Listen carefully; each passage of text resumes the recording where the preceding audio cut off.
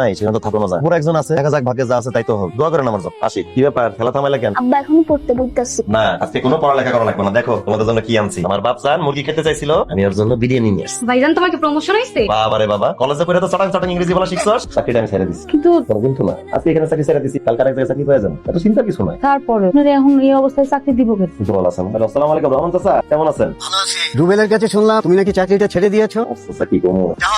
তুমি আমার সাথে কালকে দেখা করো, আমি আমার ছেলেকে বলে তোমাকে একটা চাকরির ব্যবস্থা করে দিচ্ছি। আমি কালকে আপনার সাথে দেখা করব। অনেক অনেক ধন্যবাদ চাচা। আসসালামু আলাইকুম। ওয়ালাইকুম আসসালাম। কিরে মিলি, তুই কলেজ যাবি না? আমার কলেজ যেতে ভালো লাগতেছে না ভাবি। তোর বাইকগুলো আসতে লাগবো? পেটটা অনেক ব্যথা ভাবি, আমি আর পড়াশোনা করুম না। কি করছিস এগুলো? আচ্ছা ভাবি, একটা কাম করলে কেমন হয়? কি আমি পড়ালেখা বাদ দিয়া গার্মেন্টসে কাম করি, ভাইজানের অনেক উপকার হইব। কি করছিস এগুলো তুই? এসব কথা খবরদার মুখ আনবি না বই। কি রে, এটা পড়ালেখার সময় না? এই সময় তোমরা বালিশ নিয়ে খেলা কথা করতেছো। তোরা পড়ালেখা না করে খেলতেছিস কি জন্য? বেয়াদব কোথাকার। এই আমি আসছি, দরজা খোলো। দরজা খুলতে সময় লাগে। তো কাটছিলাম। হ্যাঁ, কাজ কামটা তোমরাই করো, আমি তো ভ্যারান্ডাবাজি করি। কি পড়ে এনে মিনমিন করে?